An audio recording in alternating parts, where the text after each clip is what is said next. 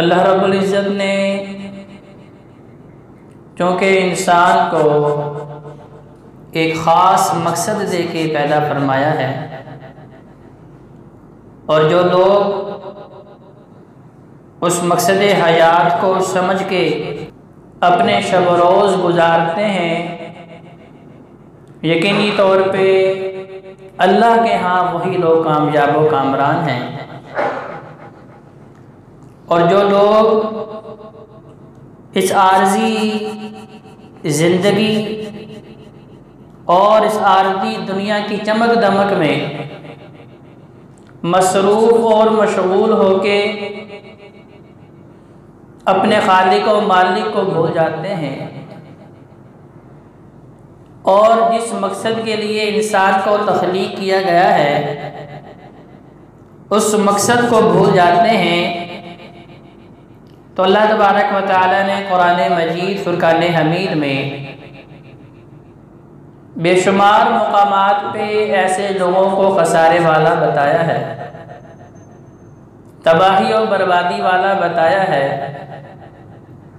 اور انتہائی نقصان اٹھانے والا بتایا ہے۔ سورۃ التکاثر میں بھی اسی مضمون کو بیان کیا جا رہا ہے۔ بنیادی تین چیزیں اس کے اندر اللہ تبارک و تعالیٰ نے بیان فرمائی ہیں۔ پہلی چیز فرمایا کہ الہاکم التکاثر، تمہاری کثرت نے تمہیں مقصد حیات سے بڑا دور کر دیا ہے۔ تمہارے ذہنوں سے یہ جو کثرت کا سوال ہے،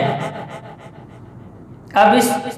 سورہ مبارکہ میں اور یہاں آیات کے اندر اللہ تبارک و تعالیٰ نے اس کثرت کو الفاظ کے اندر بیان نہیں کیا ہے۔ فرمایا تمہاری یہ جو کثرت کی دوڑ ہے کہ یہ بھی بڑھ جائے، یہ بھی بڑھ جائے، یہ بھی بڑھ جائے، اب اس دوڑ نے اور اس مسابقے نے مقصد تخلیق سے انسان کو بڑا دور کر دیا ہے، غافل کر دیا ہے۔ حتیٰ زرتم المقابر، حتیٰ کہ انسان کو پتہ بھی نہیں چلتا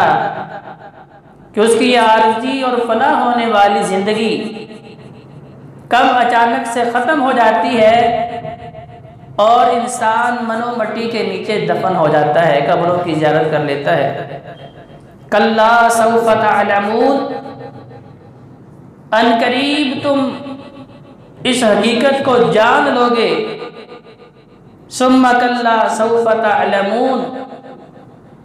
پھر دوبارہ اسی آیت کو تکرار کے ساتھ کہ تم اس بہت بڑی حقیقت کو ان قریب جان لو گے۔ کلا لو تعلمون علم الیقین، اور تمہارا تب جو جاننا ہے وہ علم کے اعتبار سے یقینی ہوگا، اس میں پھر کوئی شک شبے کی گنجائش باقی نہیں رہے گی۔ لَتَرَوُنَّ الْجَحِیمَ، کہ جب تم جہنم کو اپنی آنکھوں سے، اپنی نگاہوں سے اپنے سامنے دیکھ لو گے۔ ثُمَّ لَتَرَوُنَّهَا عَیْنَ الْیَقِین، اور تمہاری آنکھوں سے اس چیز کا مشاہدہ کر لینا تمہارے تمام شک و شبہات کو ختم کر دے گا۔ تمہارے ذہنوں کے اندر جو یہ وسوسہ اور شیطانی جھانسا اور خیال پیدا ہوتا تھا کہ قیامت بھی کبھی آئے گی، قیامت بھی کبھی کسی نے دیکھی ہے، کیا قیامت بھی رونما ہونے والی ہے، یہ سارے کے سارے تمہارے فرسودہ خیالات اور وسوسے جب تم اپنی نگاہوں سے جہنم کو دیکھ لو گے تو سارے خیالات ختم ہو جائیں گے۔ ثُمَّ لَتُسْأَلُنَّ يَوْمَئِذٍ عَنِ النَّعِيمِ، اور پھر تم سے اللہ کی دی ہوئی نعمتوں کے بارے میں اللہ پوچھیں گے۔ تو ذاکر جی بکار اس سورہ مبارکہ میں جو پہلی بنیادی چیز اللہ تبارک و تعالیٰ نے بیان فرمائی، کچھ مفسرین نے اس کا شان نزول یہ بھی بیان کیا ہے کہ دو قبیلے بنو سہم اور بنو عبد مناف آپس میں جھگڑا کر رہے تھے، کیونکہ وہ بدو اور جاہل لوگ تھے،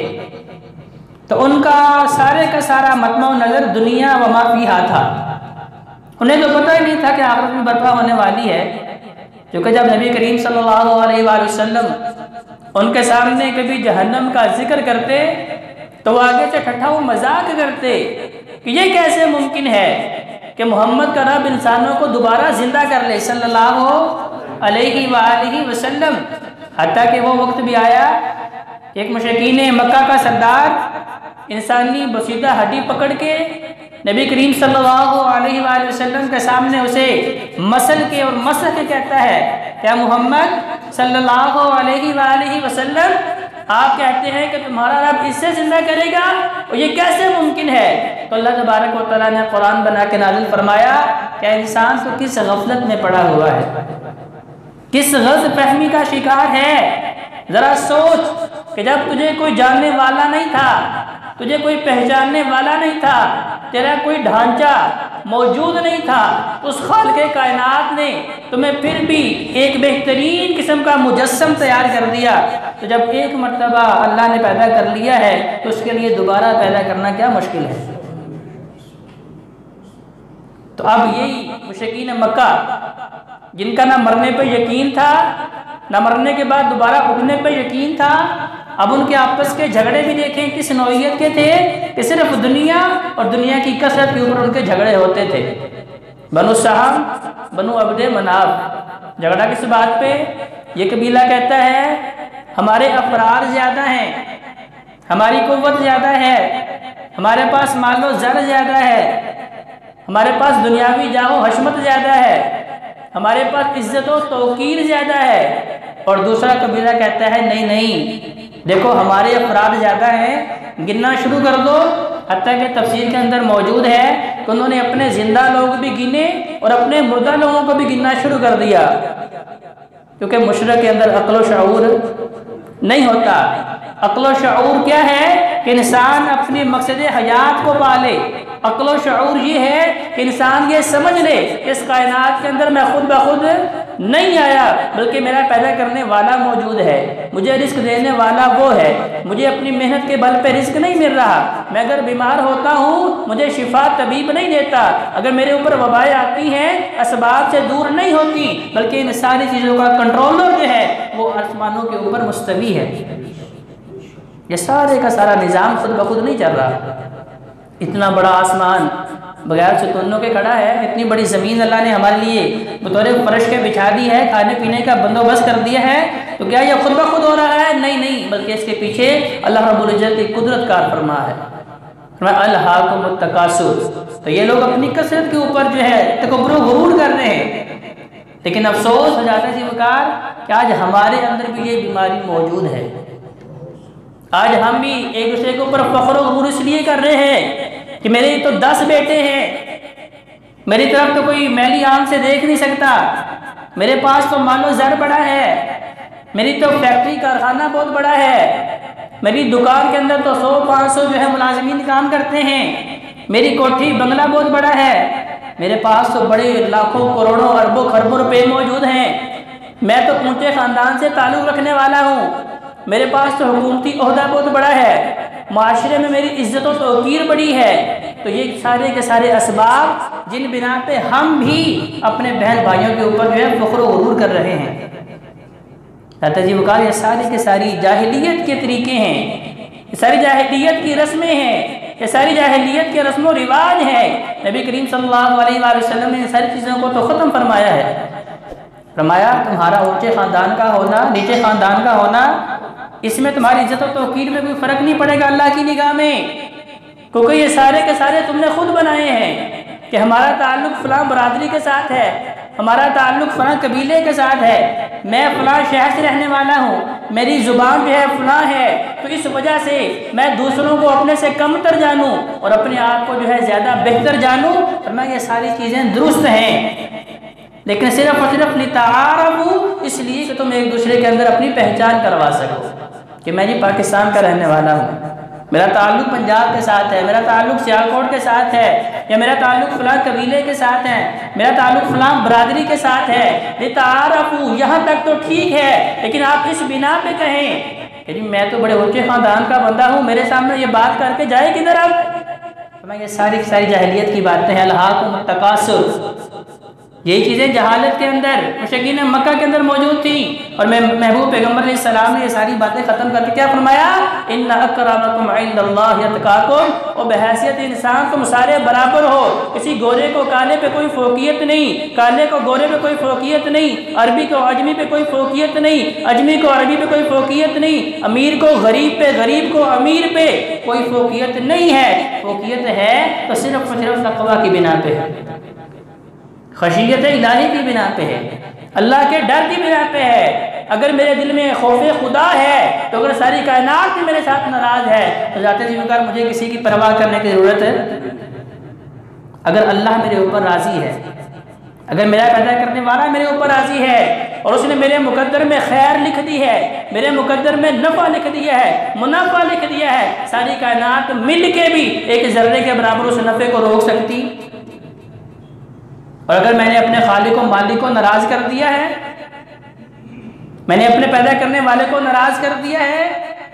مقصد حیات کو فراموش کر دیا ہے، اور دنیا کی کثرت کے پیچھے بھاگ رہا ہوں کہ میرے پاس جو پیسے ہیں وہ ڈبل ہو جائیں، میری اولاد جو ہے وہ بڑھ جائے، ایک گھر ہے تو 2 ہو جائیں، ایک فیکٹری کارخانہ ہے تو وہ 2 ہو جائیں، گاڑیاں وہ بڑھتی رہیں، اگر اس کے پیچھے بھاگتے بھاگتے میں نے اپنے خالق و مالک کو ناراض کر دیا ہے، اور اس کی ناراضگی کی وجہ سے اللہ نے مجھے دی ہوئی نعمتیں چھیننے کا فیصلہ کر لیا ہے، تو ذات ذوالجلال ساری کائنات مل کے بھی اس شر کو ایک ذرے کے برابر بھی مجھ سے روک سکتی؟ کیونکہ نعمتیں دینے والی ذات آسمانوں پہ مستوی ہے، یہ ساری نعمتیں اللہ کی دی ہوئی ہیں، یہ ساری فراوانیاں اللہ کی دی ہوئی ہیں، یہ سارے احسانات، یہ سارے عنایات، یہ سارے فضل و کرم اللہ رب العزت کی جانب سے ہیں۔ وہ کب ہوتے ہیں؟ جب انسان اپنے مقصد حیات کے اوپر جستجو کرتا ہے، کوشش کرتا ہے۔ حتیٰ زرتم المقابر، دیکھ لیجئے ہم سے پہلے کتنے لاکھوں اربوں خربوں لوگ اس کائنات کے اندر آئے، بڑے بڑے خوبصورت بھی، بڑے بڑے طاقت نامی گرامی پہلوان بھی، بڑے بڑے عقل و شعور اور دانشور بھی، بڑے بڑے فلاسفر بھی، بڑے بڑا علم رکھنے والے، بڑی بڑی ڈگریاں رکھنے والے، بڑے اونچے خاندان سے تعلق رکھنے والے، حسب و نسب سے تعلق رکھنے والے، بڑا مال و زر رکھنے والے، اتنا مال کہ جنہیں اٹھانے کے لیے اونٹوں کی ایک مضبوط جماعت ہوا کرتی تھی، صرف خزانوں کی چابیاں اٹھانے کے لیے۔ آپ اندازہ لگا لیں کہ کتنا خزانہ تھا۔ آج وہی حامان، شداد، قارون، نمرود، فرعون کدھر ہیں؟ ذوالجلال سارے کے سارے منو مٹی کے نیچے دفن ہو چکے ہیں، نہ انہیں ان کے مال نے بچایا، نہ جاؤ حشمت نے بچایا، نہ اونچے عہدے نے بچایا، نہ خوبصورت ہونے نے بچایا، نہ طاقتور ہونے نے بچایا، نہ جوانی نے بچایا۔ جب اللہ کی طرف سے فیصلہ ہو گیا وَلَن يُؤَخِّرَ اللَّهُ نَفْسًا إِذَا جَاءَ أَجَلُهَا، ان کا وقت مقرر آ چکا ہے، ایک لمحے کی بھی تقدیم و تاخیر پھر ہو سکتی۔ حتیٰ زرتم المقابر، جب وقت معجل آ جاتا ہے، ذات ذوالجلال جب آنکھیں بند ہوتی ہیں، دراصل اسی وقت انسان کی آنکھیں کھل جاتی ہیں۔ آنکھیں بند ہونے کی دیر ہے۔ ہم دیکھتے ہیں جب ہمارے اعزا و قاربین، ہمارے گھر والے، دوست احباب جب اس دار فانی کو چھوڑ کے جاتے ہیں تو آنکھیں کھلی رہ جاتی ہیں، ہم اپنے ہاتھوں سے ان کی آنکھیں بند کرتے ہیں، تو جب وہ آنکھیں کھلی ہوتی ہیں دراصل وہ حقیقت کو پا لیتے ہیں۔ اب انہیں اپنا ٹھکانہ اور مسکن نظر آ رہا ہوتا ہے، اور انہیں اپنی اس زندگی پہ افسوس ہو رہا ہوتا ہے۔ نبی کریم صلی اللہ علیہ وآلہ وسلم فرماتے ہیں کہ مرنے کے بعد ہر انسان ہی افسوس کرتا ہے، اگر وہ برا ہے تو پھر اس کا افسوس اس اعتبار سے ہے کہ میں نے ساری زندگی تباہی و بربادی میں گزار دی، میں تو شیطان کا اداکار بنا رہا، شیطان کے پیچھے بھاگتا رہا، شیطان کی باتیں مانتا رہا، جو میرے دل میں خواہشات پیدا ہوتی تھی ان کے پیچھے میں دن رات صرف کرتا رہا، نہ میں نے حلال کی تمیز کی، نہ میں نے حرام کی تمیز کی، نہ میں نے رشتوں کا تقدس رکھا، نہ بڑوں کا احترام کیا، نہ چھوٹوں پہ شفقت کی، کسی بھی چیز کا میں نے خیال نہیں رکھا۔